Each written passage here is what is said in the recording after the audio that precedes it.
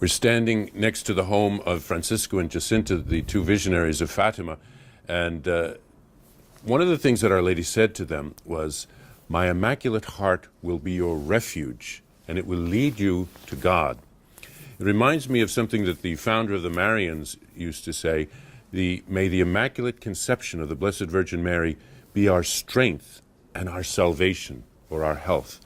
So in other words, Mary's Immaculate Conception, her Immaculate Heart, is something that we can find refuge in. We can find our strength in that. When you find refuge, it's like a safe place. It's like a protected area, a hiding place. And in our world today, with all that's going on, we need to find a refuge. We need to find a safe space, as it were. The best safe space in the world would be the Immaculate Heart of Mary. Why?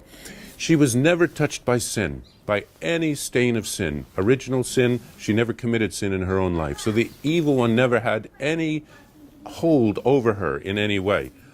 Unfortunately, all of us are sinners, so all of us are affected by sin. We live in a world now, we're so confused, we don't know what's right, what's wrong, what's up, what's down. Our whole value system seems to be upside down. We're not sure of all of the things that we used to take for granted. And so we need to find clarity in our world now. We need to know what's right and what's wrong. We need to know that God is real. We need to know that he reveals his truth to us, and so Mary can be that example for us. She was never touched by sin. She only wants what God wants. She's not drawn in all different directions. She's got one direction, the will of God. That's what she wants.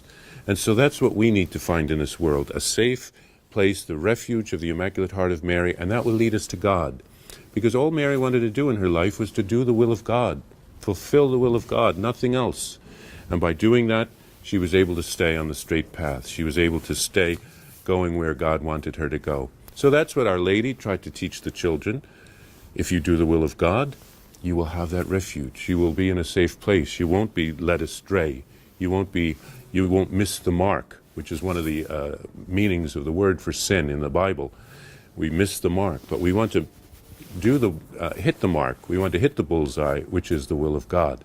So may Our Lady's Immaculate Heart, which was never touched by sin, be our refuge, our protection, our strength, our salvation.